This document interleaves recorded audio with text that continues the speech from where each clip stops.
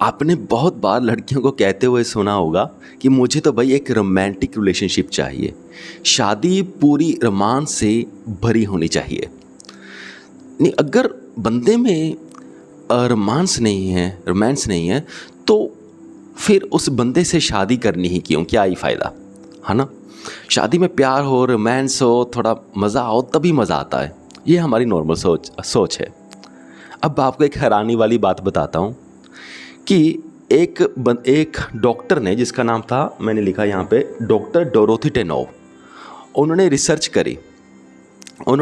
करके देखा कि शादी के बाद जो भी रोमांस वाले रिलेशनशिप होते हैं, चाहे शादी हुई है नहीं हुई है, तो वो 2 साल के बाद सारा रोमांस ख़त्म हो जाता है।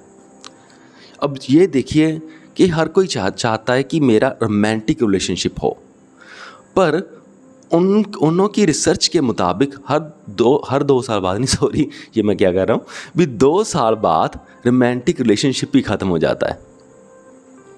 तो अब देखो भाई, रोमांस की वैल्यू कितनी है, रोमांस का मतलब क्या सीन है।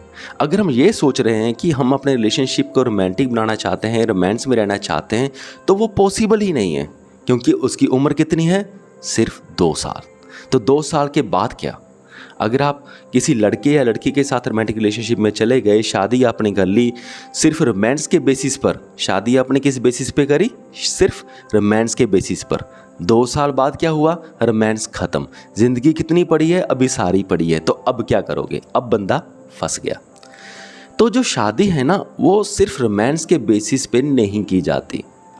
आपके पास कुछ और होना चाहिए जो आप साथ में कर सकते हो, क्योंकि जब नॉर्मली बंदा रोमांस के रिलेशनशिप में होता है तो उसका प्राइमरी फोकस क्या होता है, रोमांस, और उसके अलावा और वो कुछ नहीं सोच सकता।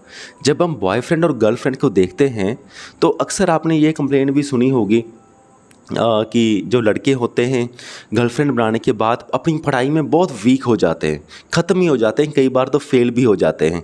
क्यों, अभी उनका सारा ध्यान कहाँ पर है, रोमांस पर। अभी रोमांस ही उनको अपनी ज़िंदगी लग रही है और बाकी सब कुछ बेकार लग रहा है, यही प्रायोरिटी लग रही है, यही ज़िंदगी का मकसद लग रहा है, इसीलिए वो एग्ज़ाम में फ़ेल हो रहा है।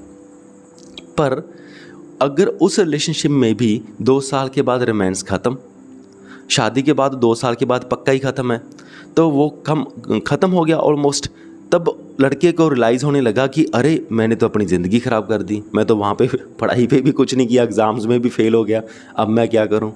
और जब बंदा एग्ज़ाम में फ़ेल हो जाता है तो मोर प्रोबेबली कुछ टाइम के बाद जो लड़की है वो भी लड़के को छोड़ ही जाती है। आजकल ब्रेकअप्स कितने कॉमन है ये भी हमें पता ही है।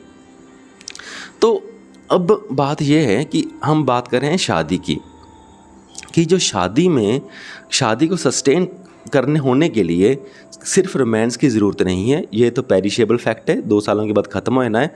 आपको कुछ अदर परस्यूट्स में कॉमन इंटरेस्ट होना चाहिए। या तो आप सपोज़ करो कोई अच्छा काम कर रहे हो या पैसे कमा रहे हो, बिज़नेस कर रहे हो अपने मनपसंद का, तो आपकी वाइफ का भी थोड़ा बहुत इंटरेस्ट उसमें होना चाहिए और दोनों को एक साथ यानी कि चलना चाहिए। बिज़नेस वाला मैं एक एग्ज़ाम्पल ले रहा हूँ, चाहे कोई भी चीज़ हो, कुछ भी आपको और चीज़ें कॉमन ढूंढनी पड़ेगी। पैशंस कॉमन आप ढूंढ सकते हो, इकट्ठा काम करना आप थोड़ा सा आप ढूंढ सकते हो कि किस किस वेज़ में आप अलाइन हो सकते हो। एक साथ एक्सरसाइज करना कैसे हो सकता है। अगर आप इन सारी चीज़ों पे अलाइन होते हो तभी आपका रिलेशनशिप चलेगा, अदरवाइज़ ख़त्म हो जाएगा। तो शादी को सस्टेन करने के लिए रोमांस की इतनी ज़रूरत नहीं होती। चलो ठीक है, ये भी थोड़ा सा पार्ट ऑफ लाइफ है, पर उससे ज़्यादा अदर परस्यूट्स, अदर रास्तों में आप अलाइंड हो, ये ज़्यादा ज़रूरी है।